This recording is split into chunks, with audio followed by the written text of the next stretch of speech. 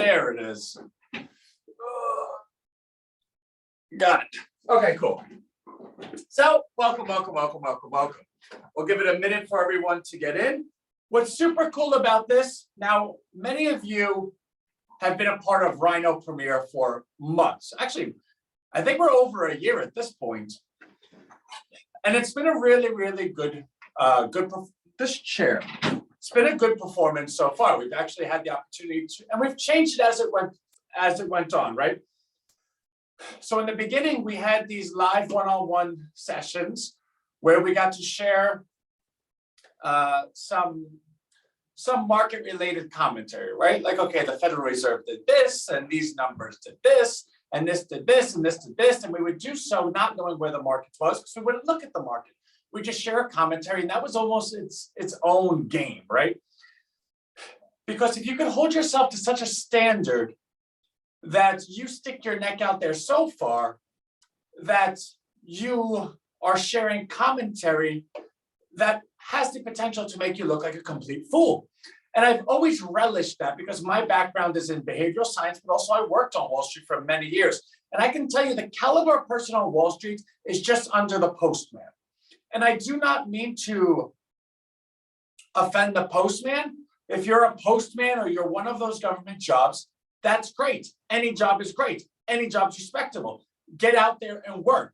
But the point is, with that particular position, your skill set is your patience. Your skill set is your obedience. Your skill set is your dedication to being part of a team, right? Your skill set is not rocket science. Your skill set is not the smartest person in the room. And again, we're all humans. We're all different. But my point is, every position has a different skill set. If you go ahead and take a position that requires less intelligence than somebody that, I don't know, picks out yellow jelly beans, that's who you get on Wall Street. They are the most unintelligent, most unthoughtful, most disgusting human beings in the entire world.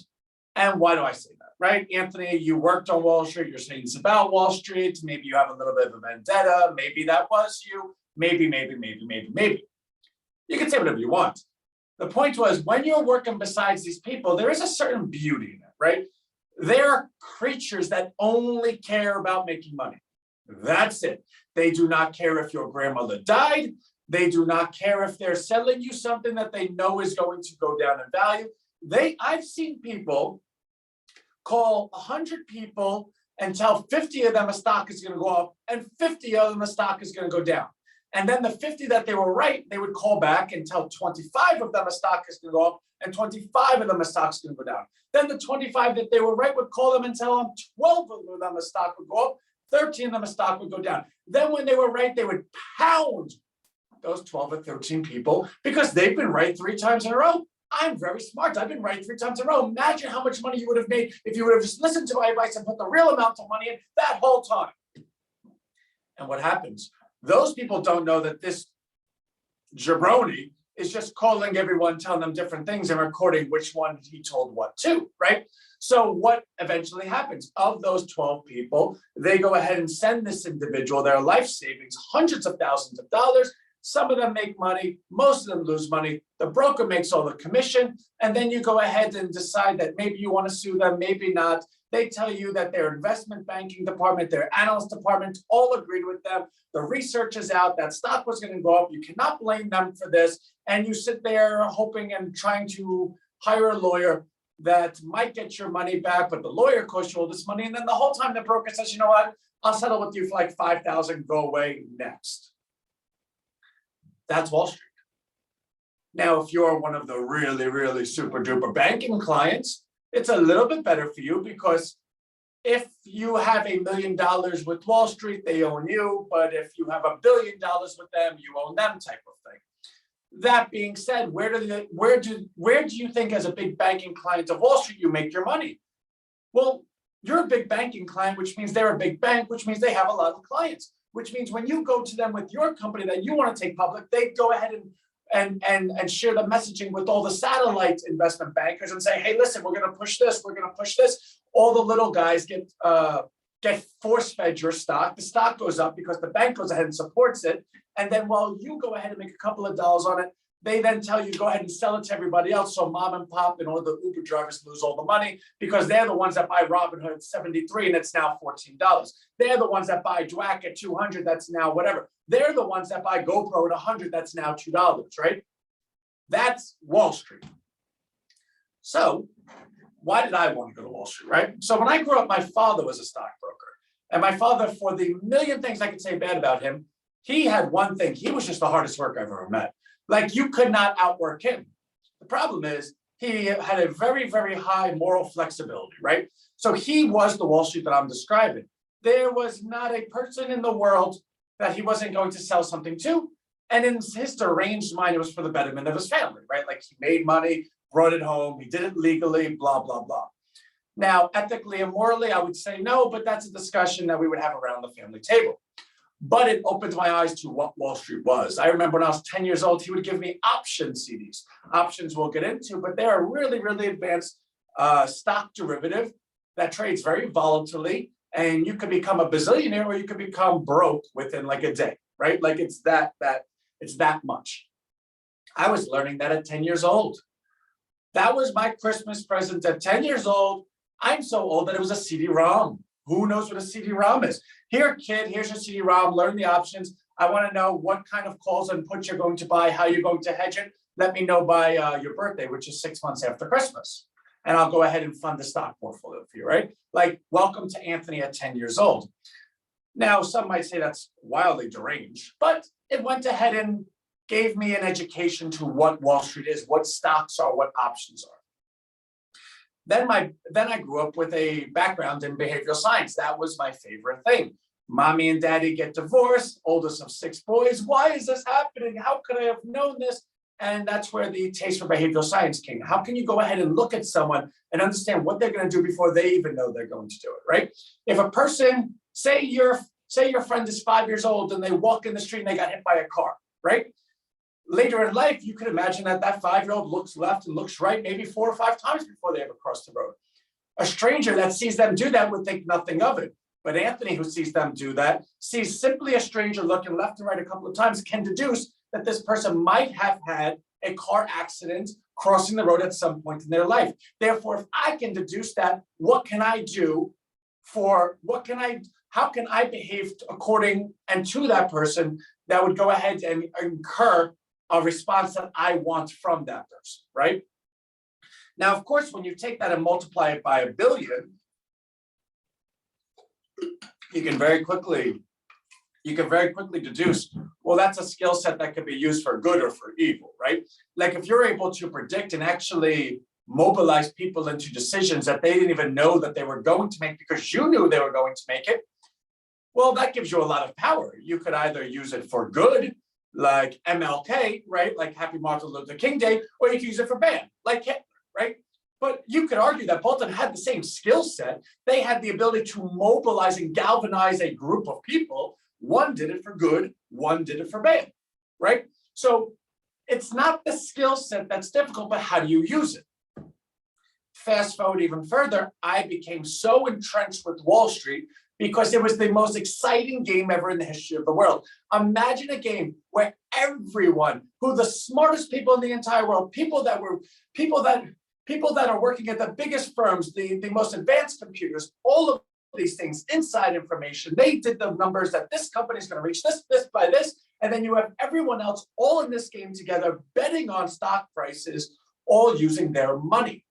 Now, money is an important thing because with it, you live a good life. Without it, you live a bad life. And before you go ahead and tell me, Anthony, life isn't all about money, sure, it's not. But if you want to eat food and you want to live in a house, it will be, right? You can say, well, you know what? I love this girl and that's the be all and end all of my life. Yeah, I'm agreeing with you. That's cool. But if you cannot provide a house for you two, or you tell her, listen, I love you so much, we're going to live on love and we're going to live in this alley right here, guess what? She can find someone else she loves, right?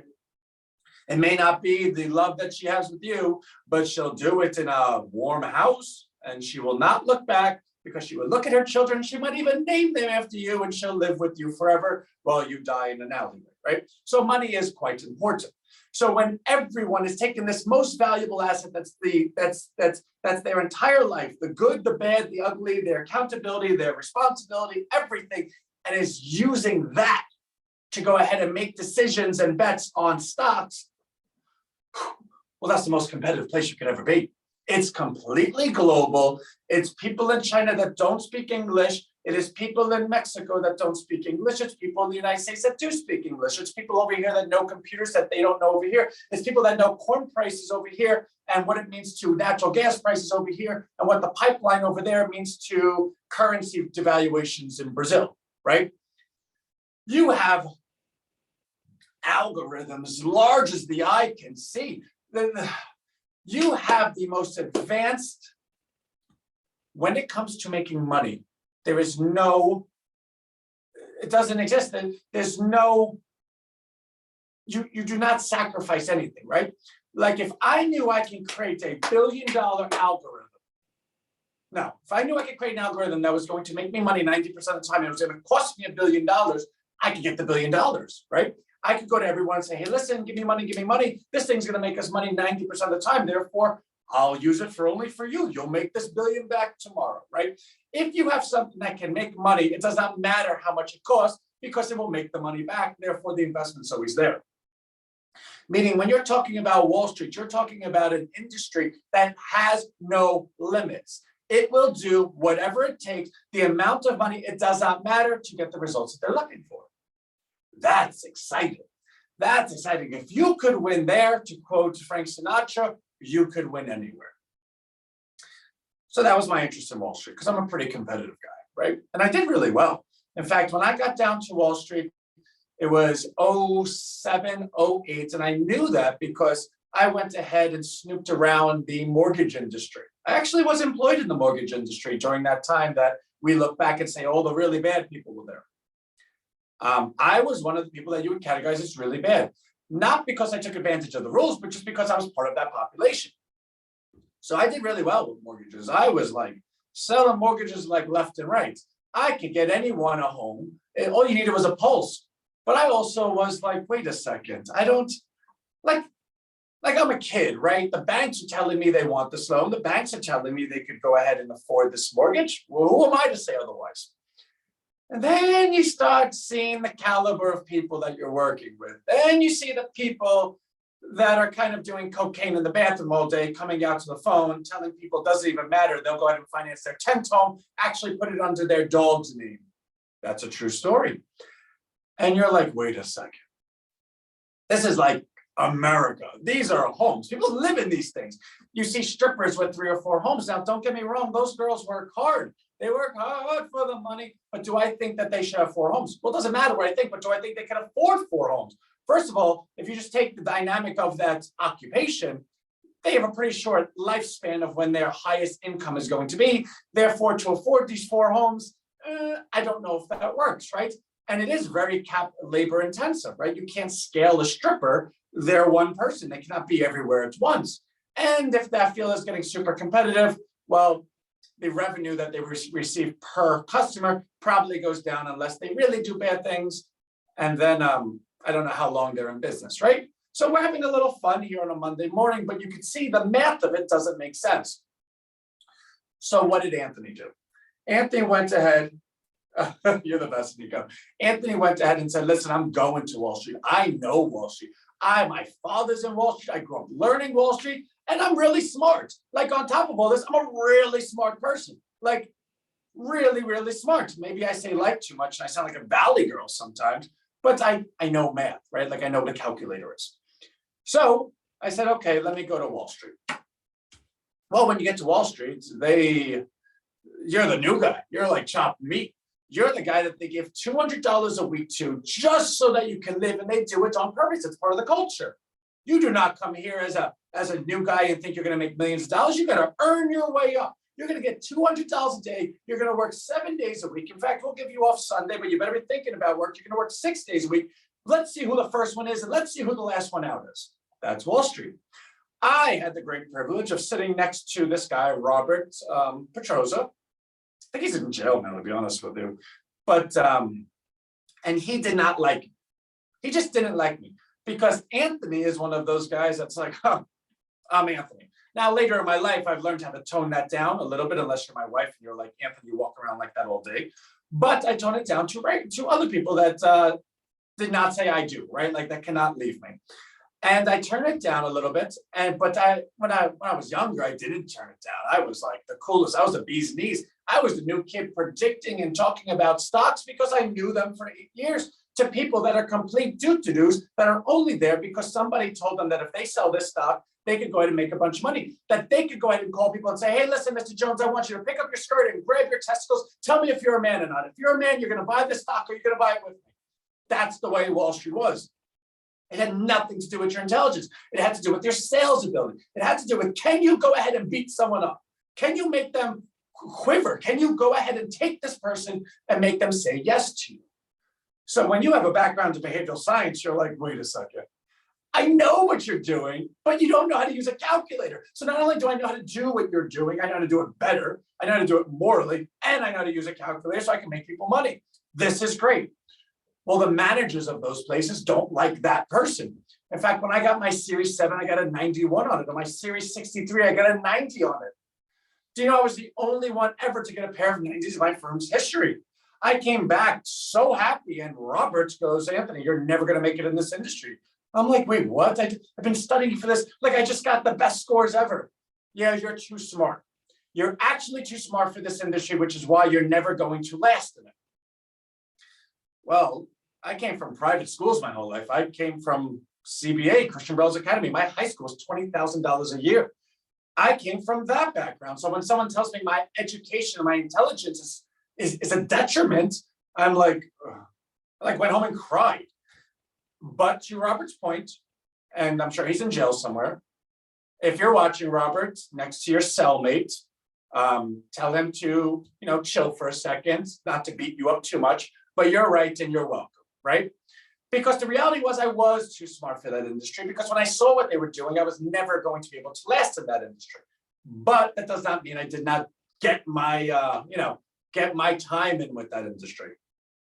So while I was, working as the new guy, Robert decided that he was going to make me get his coffee and his breakfast every morning, which is fine. Listen, I'm the most humble person. I do not care. I will work as hard as it takes. That will never stop. You can tell me, Anthony, you know what? Well, you need to do this, this, and this. And I say, what else do you need? Because we're going to get where we need to go. And I don't care. But I was traveling from Staten Island, New York, because I was living with my father after my parents got divorced. My office, the boardroom that I went to was on Wall Street in New York City.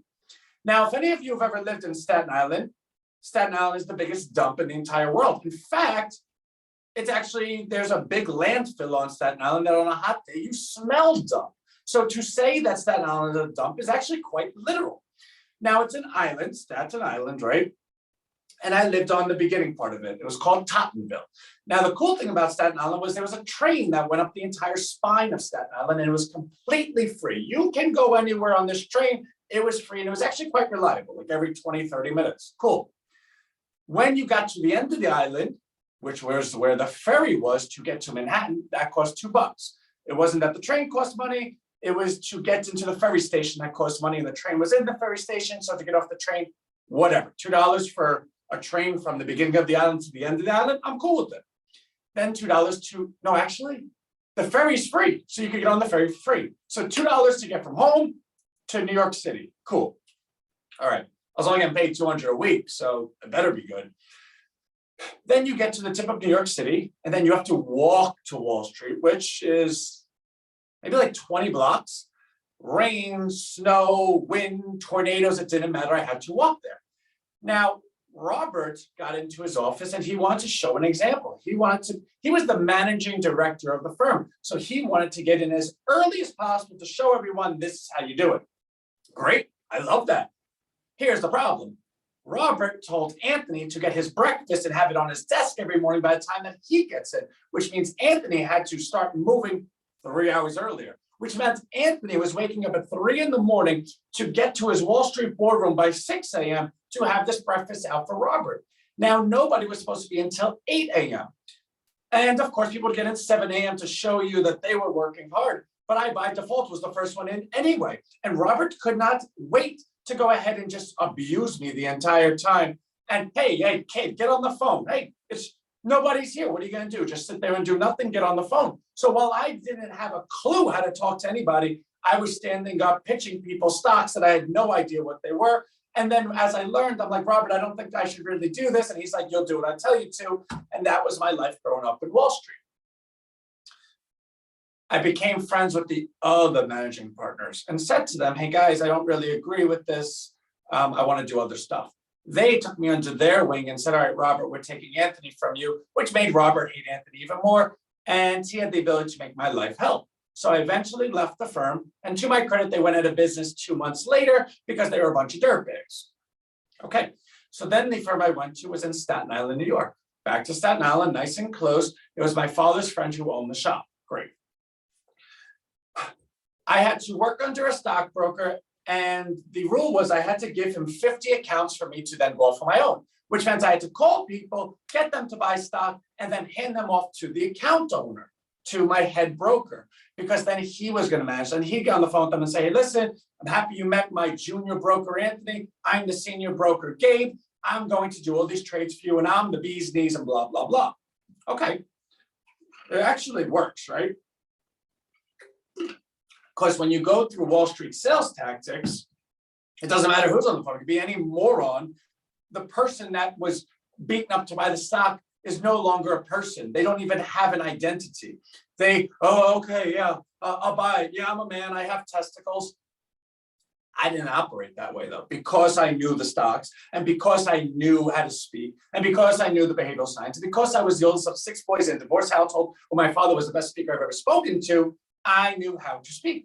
So when I opened the accounts, hey, you know what? There's this stock out there. It just went to IPO. It's called Google. I think it's going to be really great. This, search in the future, internet is at this growth level, e-commerce, search engines, blah, blah, blah, blah, blah. And my first account was 8 p.m. on a Monday evening because I stayed in the office that late because he was from California. So 5 o'clock was the first time he was able to take my phone call. His name was Joe. Not going to tell you his last name, but I know it. I'll always remember that guy. And he bought $25,000 worth of Google from me. Okay. I was so excited. The next day, my senior broker comes in. Yay, you cut my tie. Anthony popped his cherry. He was able to open an account. Great. I felt like I'm not a woman. I never gave birth, but I felt like they took my baby away. Because I was not one of those guys that was just going to sit there and say, okay, next one. Like that was my first one. Like that was I lost my virginity to this person, right? And it hurt. And the coolest thing about it was that individual who's, I think his net worth was over 100 million, because that's the people I was able to speak to. He went ahead and closed his account when he found out that there was another broker. When he found out there was another guy that was the senior broker, he said, I did not open this account for you. I opened it for Anthony. Well, Anthony's a junior broker. He can't really manage accounts. I'm a senior broker. This is the way it works. Well, guess what, pal? Close my account, send me back my money, click. So my senior broker comes to me pissed, yelling at me. Anthony, what did you say to this guy? You need to be able to set it up. This guy should have went to me, blah, blah, blah, blah, blah. You're never going to make it in this industry, Anthony, because you can't take direction. Okay. Again, they were right. I was never going to make it there because I was not the person that could sit there and take $10 from you and say, okay, I'll give you 2 back. You're welcome, right? That was never me. I want to always give. I never wanted to take. So I went to the owner of the firm, who was my father's friend when he was a stockbroker. Remember, that's why I went there. And I said, listen, guys, I can't work under a senior broker. Just give me the chance to do it myself. They go, well, we don't pay salary here. Like, you're not going to get any money. The only way you can make an income if you do not have a senior broker paying you is that you go ahead and open the account yourself and start generating commissions, which are 30 days backlog. So you're not going to get paid anything this entire next 30 days. And that's in the best case scenario, because then you better hope you do something in this month that you get a paycheck next month. Well, I was over 18, obviously. My father was one of those, like, you're over 18, you're on your own, like, get out of my house. I was like, guys, like, you're really like, this is okay, fine. You know what? Bring it on. I don't give, let's do this. So I said, okay. And now I was ostracized. I was that newcomer that went into the office, sat in the boardroom, had his own desk by himself. My senior broker had egg on his face. Everyone's looking at me. Kid, you don't know what you're doing. You're fresh out of, you're so green, you're wet. You don't know what you're doing. My senior broker would be like, okay, no, if you need anything, I'm right here for you. Well, he'd walk away and be like, ha, ha, ha. For those that don't know Anthony, that's Anthony. Like, give me that. I loved it. So I stayed and worked that whole day. I got that guy back on the phone, Joe, blah, blah, blah, and said to him, Joe, Mr. I'm not going to say his last name on the, I'm really sorry about that. He goes, Ant, I just don't do business like that. I trusted you and you sold me off. I go, Joe, I'm going to say this to you and it's the absolute truth. And I have nothing to lose right now. So I just want to be honest with you. I am the junior broker. I just got here. They hired me telling me I have to give 50 accounts over. I did not want to give that account. They forced it out of me. And I went ahead and said to them, I know I can make it in this industry and I will accept no pay from anyone. I'm on my own. I go, Joe, I'm in the middle of a boardroom by myself. It's 8 o'clock at night. Again, this was on a Tuesday because it was the next day. I'm not getting a paycheck. And I went ahead and said, I believed in myself. And everyone's laughing at me. And you know what I said that for? Because I believe that I could call you and you would understand. Because you were a man that probably was in this position at some point in your life, and that you're going to say yes to me, and you're going to be that first account that allows me to look good. Otherwise, I'm probably going to lose my job, and I'm never going to make it because I don't have a paycheck. You want to know what sales is? That's sales. And sales doesn't have to be dishonest. It's, can you share who you are? Can you let the person know? Can you have the behavioral science to know that a man that large with a net worth over 100 million has been told that no at least once in his life? That if he did not get the opportunity that he was looking for, he would not be in the place that he was in. You know what Joe did? Joe reopened the account with me for $500,000 in Google stock, allowed me to charge him 5%, which was the highest commission I could charge. And I wrote a $25,000 commission ticket that night. That's a true story. Do you know what it was like the next morning going into that office with that ticket? $25,000 the kid made. That started the rest of my life. That's who Anthony was, and that's who people respected. And Anthony never wavered to anyone. Anthony did exactly what he did. So he used Joe's money. He was able to fund himself. I had money. I was able to pay rent. I got an apartment and I worked. Because I knew that when I saw people come in at 8 a.m., 9 a.m., leave at 4 p.m., maybe 5 p.m., that they would have never got that guy at 8 p.m. I started coming in at 3 in the morning because I was used to waking up at 3 in the morning to work in Wall Street. You know why I came at 3 in the morning? Because people in Europe are 6 hours ahead. When I would call someone in Europe at 9 a.m. that time, you know who else was calling them? No one, which meant that they gave me the time of day. They knew this guy's a hard worker. He's in his office at 3 a.m. He's well-spoken. He's different than others. I made one of the largest businesses of individuals by bringing money over from Europe. At that point in time, the pound was 2 to 1. The euro was 1.5 to 1. So when I opened accounts with people in Europe for 20,000, 30,000, 40,000, you know what came over? 70,000, 80,000, 90,000. My firm is like, who is this kid? So I was number one, right? Which was pretty cool. And then everyone liked me a lot at that point. My boss loved me. I got on the phone with all of my clients and said the stock market's going to crash.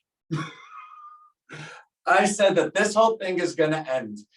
That I came from mortgages and I understood what they were doing. And because I know how to use a calculator, I was able to say, okay, the median house price of the US is growing at like 2.5%. Now, the median income in the US was, whatever it was. And the median house price of the US was whatever it was. And it was always allowed to be one standard deviation, right? And I don't want to get too much into math. We're going to get into this stuff. but I just want to share who I am and what we're going to do together, right? So because you live in your home, your income has to support the mortgage value. Homes are not an asset that you could just go ahead and say, okay, and homes went to $10 million. Well, no, then people don't live in homes, and homes that don't have people living in it don't have someone paying for it. And if homes don't have someone paying for it, homes go down in value until someone can afford to pay for it. Because I don't know if you noticed, but God's not making any more real estate, right? And people do not like living in the alleyways. So there has to be, the market of home ownership is one of the most beautiful markets ever, because it really, really will track median income of this country, because the median person is the one that buys the house. You have one standard deviation higher, the super duper rich people, and one deviation lower, the people that can't afford a home, but it always stays parallel. Well, in 07 and 08, that deviation got to 10. Now, again, when it was 7, I said this can't last. When it was 8, I said this can't last. When it was 9, I said it couldn't last. I was telling every one of my clients that Wall Street is going to need bailouts, that the whole stock market's going to crash, the whole financial system across the globe is going to crash, because any kind of mortgage was AAA rated, sliced up and sent all over the place, and no one knew who owned it. And I know that because I called the people and they did not know who owned the mortgage, right? Like, this isn't Anthony just watching The Big Short and reciting it to you. You can go back and find this out, right? Which meant I was very unpopular, because during the time where the market's making all-time highs, my clients are losing money, because I'm telling them that the market's going to crash, which meant we were positioned for the market to go lower, which means when you're positioned for the market to go lower, you are not making money when it goes higher. In fact, you're losing money when it goes higher, and vice versa, right? Like, if you own a stock, you want the stock to go up. If the stock goes down, not only did you not make money, but you lost money because that asset's worth less value. Same thing on the opposite side. You could own a put in something. It's an option contract that allows you to put it to somebody else. Now, that only makes sense if the thing goes down in value. I paid you, I bought this put contract from you for $10. The stock is 10. Now you have to take it from me no matter what at $10. Well, if the stock goes to 13, of course someone's happy to take it for 10. You're going to give me a stock for 10 that's at 13, I'll do it all day.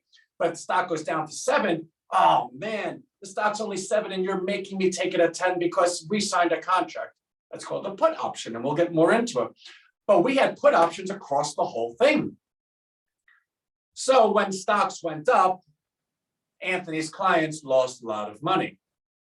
But they didn't really lose it. They were just down it because Anthony knew how to speak. Anthony knew math. Anthony was smart. Anthony was probably the smartest person in the room. And this is, Anthony's actually quite humble. You might not know it right now, but I knew what I was doing.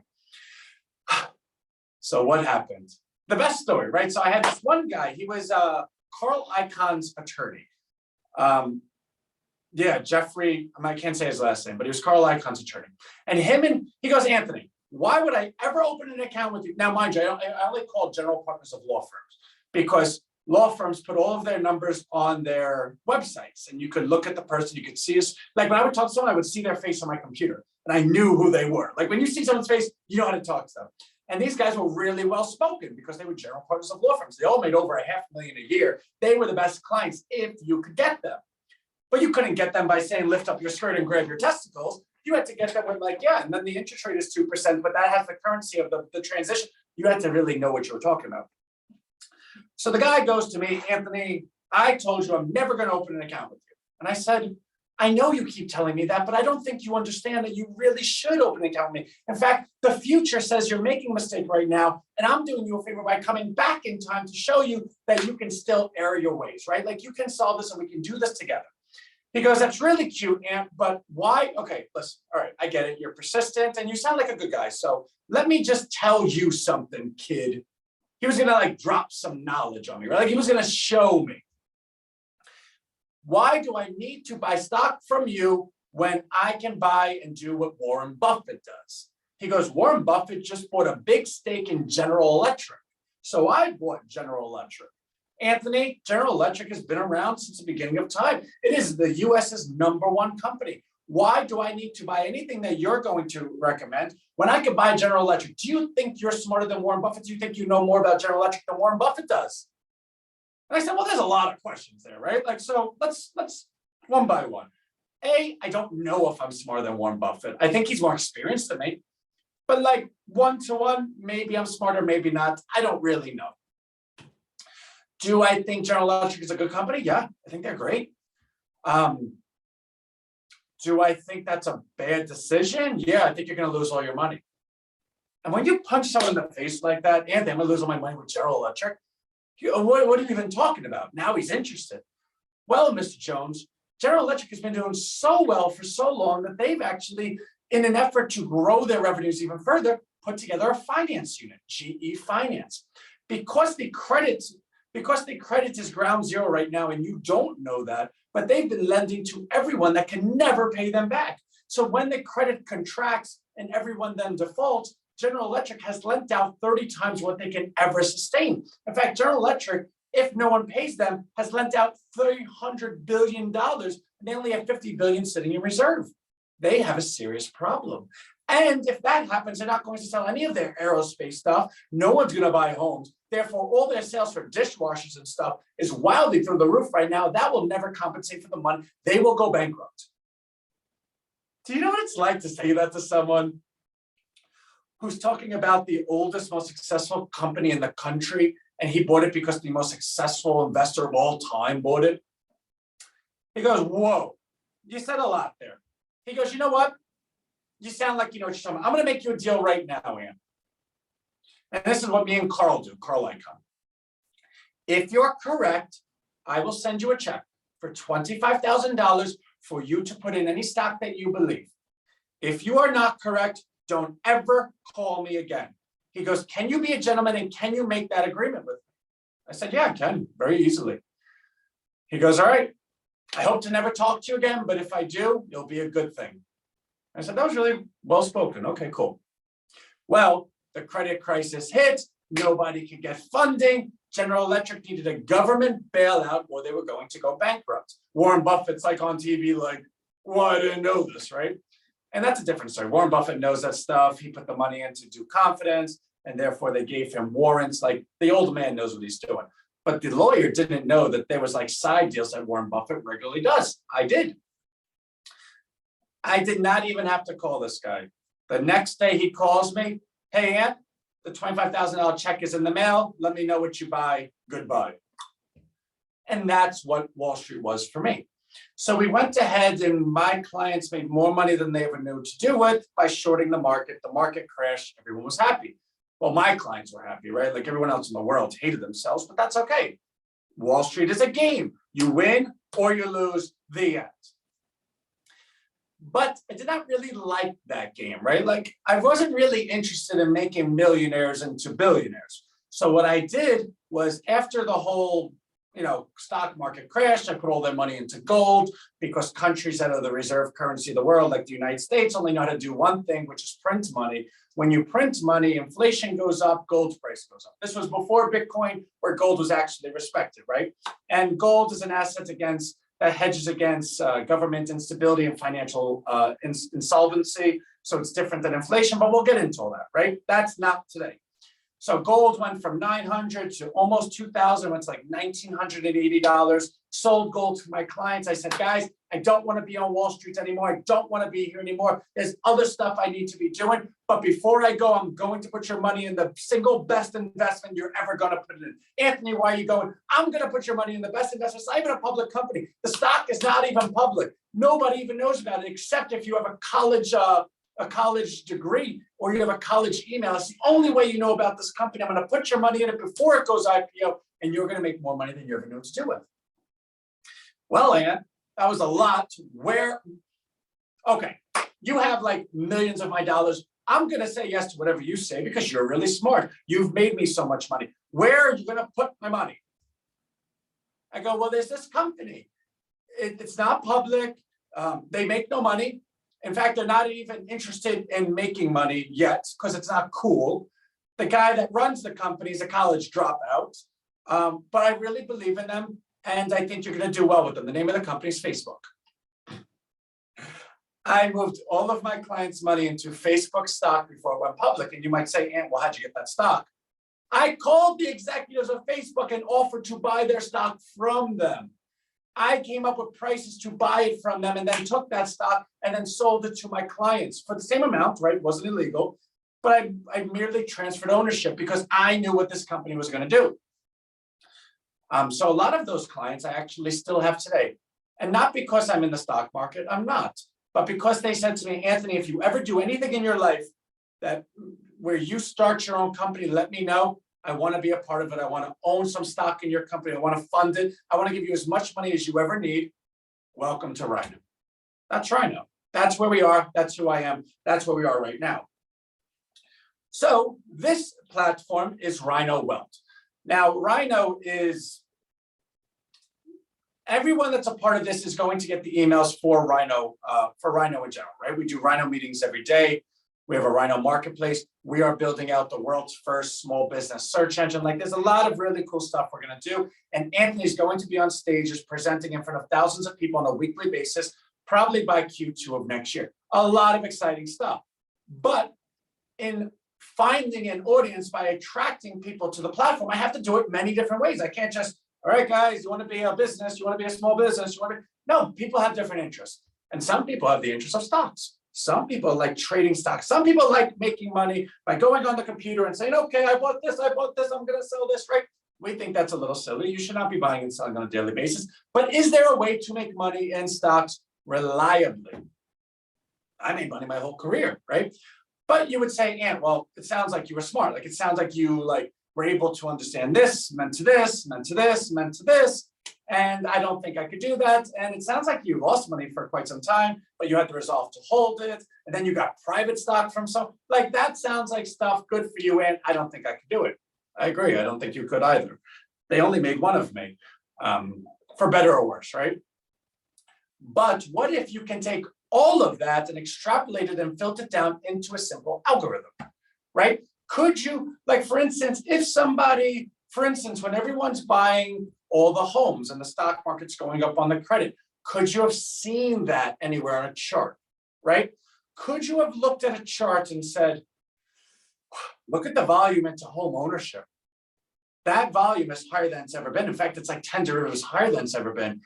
Well, let me do the math. If that many people are, if that much volume's there, how much more volume is there? What's the population? How can this volume get over there? And if this volume cannot go any higher, it means everyone's there. And if everyone's there, that means it's the peak of good news. Remember, the peak of good news is always the peak in price. If I said to you, all right, this drug cures cancer, it cures cancer, it cures cancer, you're going to buy the stock, you're going to buy the stock, everyone buys the stock. What happens when every single person that can buy the stock has bought the stock? What's the next transaction? Well, if everyone that bought it already bought it, the next transaction is a sell. And if stocks go up when you buy it, right? I buy it, so I put it higher. And stocks go down when you sell it. That means at the time of the most exuberance, the highest optimism in any particular thing that this is, in this instance, curing cancer, is the worst time to own the stock. Now, I know that sounds counterintuitive, but you have to know what the volume is. What about volatility? Does that matter? Like, when things are going down, people act a little volatile. Oh my God, I'm losing money. Ah! How do you stop that? If your account is going down and it's going down every second, you're losing money every second, how do you stop that pain? You see your money going up in thin air, you're thinking about your son can't go to school anymore, you're going to get divorced, you can't even manage your bills. How do you stop that? You sell. The volatility, you're so volatile, you just want to stop, sell, it's done. So can you say that there's a correlation between volatility and price changes, right? Can you say that there's a correlation between peak volatility and trough price and vice versa? Maybe. And what does price mean, right? Like, so you see a stock go up, you see it go down. Is every stock going up made the same as every, like, if a stock goes up, if one stock goes up 10 points and another stock goes up 10 points, are they equal? Did they both go up 10 points? Yes. Is one more reliable than the other? Did one 10 points mean something more than the other? Well, tell me the volume and volatility. To you, you do not know what that means, and we're going to learn that. But I can tell you without a shadow of doubt, if you tell me price, volume, volatility, I can tell you everything else. I can also tell you that through my time on Wall Street and through my time trading and through my time from 10 years old to 35 now, of everything I've ever seen, I was able to develop an algorithm that allows me price points of when to buy and sell stock.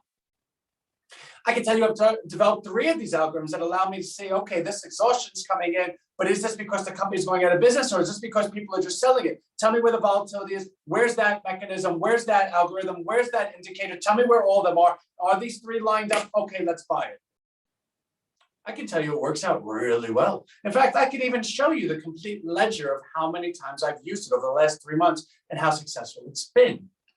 In fact, that's what we're going to learn. We're going to learn price, volume, volatility. And on top of all that, we're going to introduce you to our 3 algorithms. We're going to all learn them together. Now, by learning them, I don't mean that you have to sit there with a pen and paper. No, they're done. The algorithms are made. You just know how to, you have to know how to read them. And I'm going to introduce them to you in a minute or two. And something that's never been done in history, and I can't really say that, right? Like maybe it's been done. Maybe, I don't know. But not that I know of. I actually moved $20,000 into an E-Trade account. This account has $20,000 fresh. And we're going to go live in front of everyone, buy some stock options. And we're going to walk everyone through why we're doing. We're going to actually find it together. I have no idea what I'm going to buy. Zero clue. We're going to find it together. And that stock is going to go up or it's going to go down. That 20,000 is going to go up or it's going to go down. And I got to tell you, if it goes down, this is going to be quite embarrassing, right? Because the introduction we just gave to who Rhino is, who Anthony is, really kind of like, all right, I'm ready. Let's do this. Let's charge. Give me a whoa, whoa. But if it goes down, it's like, oh, you're a good speaker, Ant. So there is a little bit of that going on as well. So we're going to do it together. I'm going to do it in front of everyone.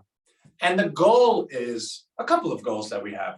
One, you look at Rhino and you say, you know what? I want to be a part of what they're doing. Whether it's this, or this, they just do it thoughtfully, carefully, and they do it well, and I want to be a part of it. Or you'll say, you know what? Rhino Wealth is great. I don't really know what Rhino's doing elsewhere, but I like making money from home. I like stocks. I've tried trading stocks. I can't make money in stocks. I can't do it consistently, but Rhino Wealth is going to give me their information, their research every single day, and we do. Every morning, Rhino Wealth sends out an email to all of the members of Rhino Wealth and says, these are our top research. This is the rest. This is what we're looking at. This is the commentary. This is what we own. This week is different. We're going to do 1 hour every single day because this really is a boot camp. We're all going to get to know and learn from each other. Well, not really. We're just going to watch me. But we're going to be together, right? Like, because we're teaching something. So it'd be silly to think the opposite, right? So we're going to be doing an hour every single day together, 10 a.m. to 11 a.m. Now, that does not mean you have to be here at that time. They're going to be replayed. They're going to be downloaded, and we're going to send it to you so you can see the replay. Maybe you find that this is where you realize that you're going to be able to make some money. Maybe you say, okay, you know what? I see what he's doing. And if I simply just follow along, I'll have the same success. Or maybe I'll change this, this, and this to what he's doing, and I'll have better success or worse success.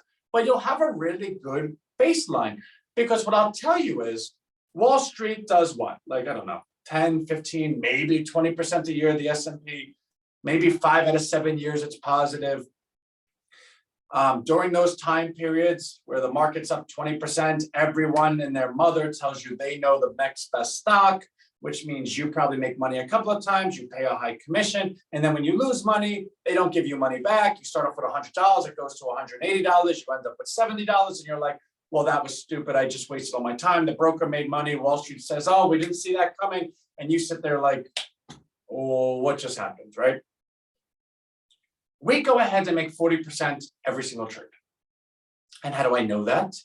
Well, because when we put a trade in, we then put a sell on it immediately. When this stock hits this number, to sell it automatically, which means this watch right here, this Apple iWatch 4 or 5 or whatever the hell it is, goes ahead and vibrates when it says transaction closed. And I know no matter what I'm doing, that my trade just happened. I don't watch the stock market all day. Who has time to watch the stock market all day? That is completely crazy. If anyone thinks that they're going to watch the stock market all day and that's going to be the key to making money, you are cuckoo for Cocoa Puffs and you should stop right now. Let your money work for you. Know what you're doing, put it in, take the emotion out and let it happen. So let's go into a little bit of this, right? So it's 10:50. I'm sorry, I'm like readjusting myself. I probably shouldn't say that, but guys, we're pretty, Italian, right? Like this is the way we talk. So I'm going to do a share screen. I want to show Rhino first, the Rhino wealth portion, because, well, you'll see. All right, so let's do a share screen. All right, so we're going to introduce the algorithms and stuff. It's 10:51. We will be done in 9 minutes, so I'm going to start going a little bit faster right now. So we're going to distributive marketing, which is Rhino's website, right? Distributive marketing, not to get into it too much, is a marketing that we invented. We believe the best way to market to anyone is to distribute something to them. And if it's a good product, they will stay with you. They'll be loyal to you. Therefore, the better you do for people, the more people enjoy it, the more people collectively equal a population. A higher population has a value higher than any individual in that population could ever hope for. Therefore, if you can have a population that is considers your product and that looks at you as a good person, that value is exponential. Distributive marketing, right? Okay. So as you scroll down our website, you'll see Rhino Wealth. Now, this is the algorithm I'm going to walk you through. This is an actual video of it. So you know what? Let me do something, right? So let me copy and paste this link so that if we finish up a little bit early, which we are, because I'm not going to show everyone everything, you can go onto the website and look at it yourself. Now, this is what I want to show you. View Rhino personal portfolio. We are, again, I'm going to say the only company, but I don't know if that's true or not. I just don't know anyone that's ever done this before. We go ahead and not only post every single trade we make, we do it in real time and positions that we're holding. The point is, have you ever had any of those like stock market programs where you're like, okay, I pay for a service and they email me or they text me what they're buying and then they text me what they're selling? How can you ever hold anyone accountable? The market moves so quick that they could go ahead and text you 5 minutes after the thing happened and you're like, oh my God, they texted me, I missed out, I got to do it quicker, I got to be, or they tell you they did all. The point is it's all phony, right? If you can't show me in real time what you're doing, I don't really care. So personal portfolio. Now, what you'll see is these are our trades since October 25th. So 50%, so green is gain, red is loss, obviously. 50%, 36%, 30%, 40%, 42%, 58%. This one was ugly, minus 41%. And people that remember INGN, oh, that just, anyway, 40%, 40%, oh, that was ugly. Remember FCFS, 78%. Now you're probably thinking to yourself, Anthony, 78%, that's a really big loss. Yeah, it is. But you don't put all of your money into this stuff. You go ahead and, 20% here, 20% there, and the aggregate is really where your performance comes from, right? Because if you were to average all these numbers, you're well in the green, right? So there's only 3 that lost money. So 40% here, 40% here. We just said the 70%, 40% here, 18% here. This lost 36%. We wanted to just get out of it. I remember that one. Then 20%, then 5%. This one annoys me the most, right?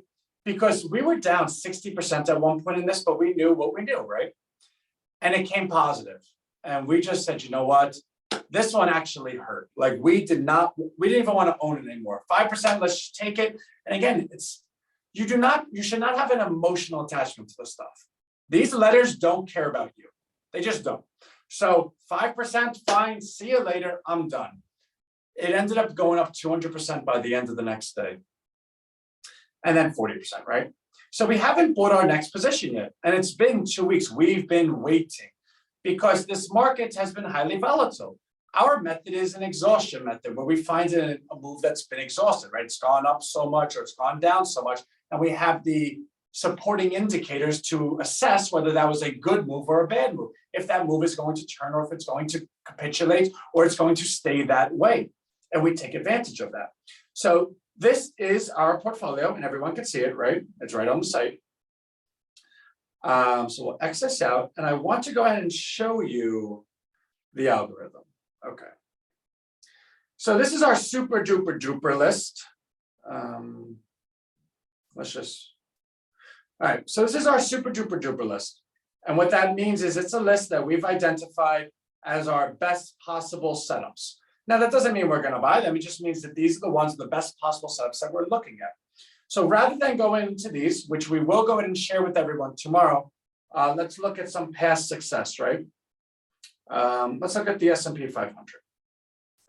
Now, mind you, this is the S&P 500. These are the 500 largest companies in the entire globe, as measured by Standard & Poor's, right? S&P. Which means this is not a list where it's like, Anthony, what's up his sleeve? Did he pre-prepare this list for us? No, it's the S&P 500. So what you'll find, and these hearts, they're funny, right? So what you'll find is you have a chart, and let's bring it out a little bit further. And the chart is in black lines, and you have this algorithm underneath it, this pattern, and then this one underneath that one. Now, our algorithm measures exhaustion in any particular stock, bond, crypto, whatever. And we're not going to reveal how the sausage is made, but if I could sum it up by saying, when a particular move has exhibited the attributes that I have found in my career through my observation and my experience to be conducive to a trend change, I've calculated, I've coded the ability of the algorithm to identify it. And then once identified, it then calculates the number of occurrences. It happens in sequentially as measured by a predetermined duration. I know that sounded like a lot. And I need you just to understand that that's what it does, right? And in doing so, the algorithm only identifies itself when this particular set of calculations hits the number 12. And then once it hits the number 12, we are then able to track it. And when it hits 16, we start thinking whether we're going to make a move on it. And we only make a move on it if these two algorithms underneath it are confirming. This one measures the coiled spring nature of a stock. How much of it's being sold, how aggressively is it being sold? That because if that's the case where everyone is yelling fire in a movie theater, just running out of it, it has potential that everyone was acting emotionally. If everyone was acting emotionally, once logic then comes back in, it's going to springboard. This measures that function. Now, Anthony, a stock that's going bankrupt and a stock that's just selling off exhibit the same characteristics. Yes. So how can we go ahead and decide whether the stock is setting up for an opportunity or this stock is setting up to go to zero? That's this. This measures money flow coming into a particular asset. Therefore, if you have an exhaustion in that asset as measured by the predefined metrics that I've outlined to you, and it's measured up to becoming a coiled spring where it's becoming so exhausted and so emotional, and at the same time, money has not left it. Money is actually coming into it. It's just not showing in stock price. That equals opportunity for a really, really big jump, right? So that's that. So how do I show it to you, right? Like, obviously you don't see it here. Let's scroll a couple of these stocks and see which one is able to show it, right? So what we see right here is this is red and this is green. That's ideal. So you'll always hear us say, oh, it's a 12 red and green. It's a 14 red and green. It's a 20 red and green. The number, the higher the number plus red and green equals the increased opportunity and probability that you're going to get a very good outcome. So our number one is 20 red and green. 20 red and green is the golden moment, and we've never lost on that with conducive volume and market cap size, right? And again, I know these terms are like, Anthony, we're going to learn this together. Today was just orientation. Today was more like, who's Anthony, right? All right, so let's take a look. Let's scroll a couple and let's see if we can find one, and then we'll let you go because it's 10:59. Okay, so right here, 16 red and green. Oh, that's a good one. Boom, right? Like we move on 16.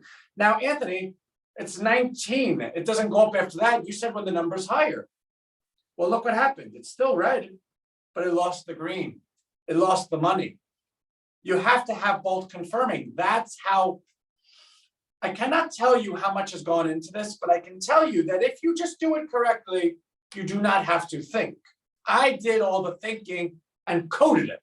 Now you just have to follow, right? So let's continue. Tesla. Tesla was a good one back in the day. Look at this. 18, 17 red and green. Boom, right? Now, would we have held this whole way? No. But you can use it for long-term approaches. You can use it for short-term, you can use it for long-term. NVIDIA, okay? Let's find one more before we go. All right, 12 red and green. We don't really act on that because we wait for the 16s, but boom, right? 12 red and green, okay, boom. Now, I'm not, right? Like, am I making this up?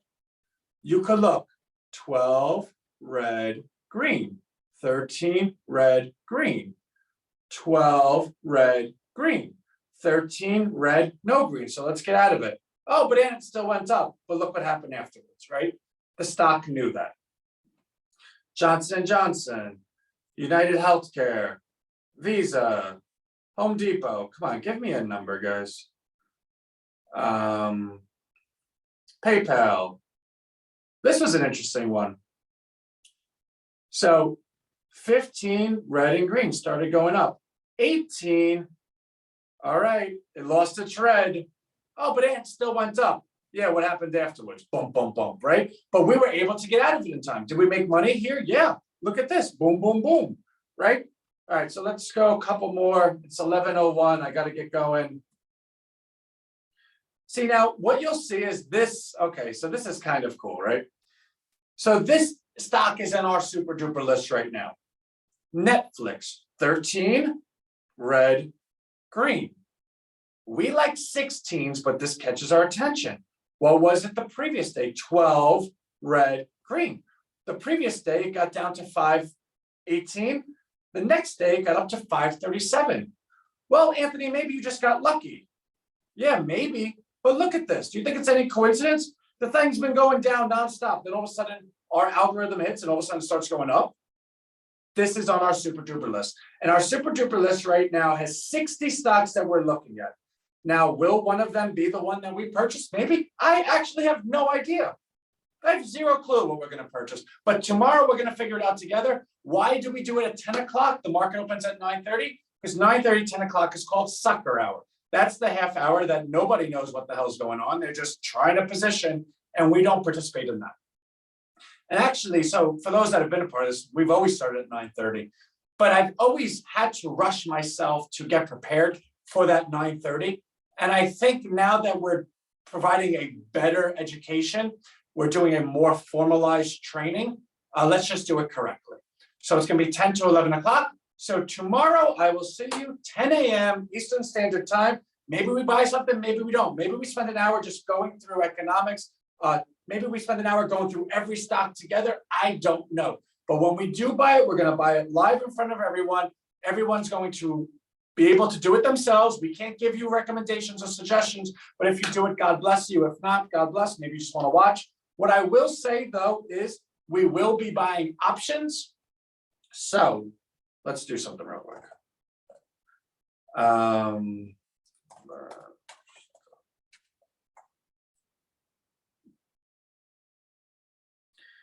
All right, let's find a good trend. Okay, anything that's in what's it called? Like doodle type of stuff. I feel pretty good that that's a beginner level course.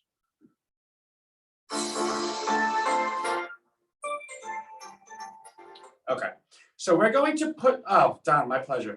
I'm going to put this in the chat. Please take a look at it.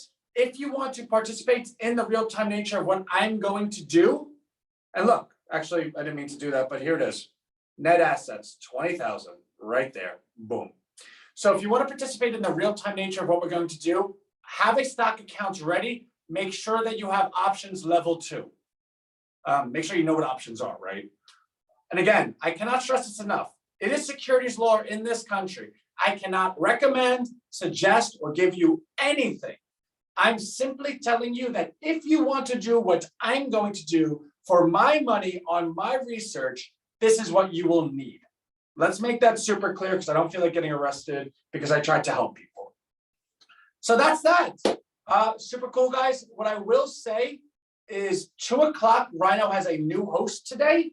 She is amazing. I would really, really appreciate if everyone could go ahead and support and go say hello. Let me give you that right now. So when you go on our website, cool. If I want to be on Rhino Live, here's the Zoom link. So 2 o'clock today, you're going to meet V.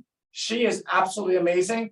We do charity every single month. Our charity this month is V's charity because V has gone completely unpublicized in her efforts to have one of the best charities we've ever heard of. She's been taking 10% of her own money, quiet, to support others. And it's just a good cause. And when you find that somebody has been taking money out of their own pockets without any type of like, hey, look at me, you want to be a part of it.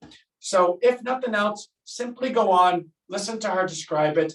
If something more, be part of Rhino. Rhino is my company. So if you like me right now, I can promise you, take it, times it by 100, that's Rhino. So please go ahead and click the link, participate.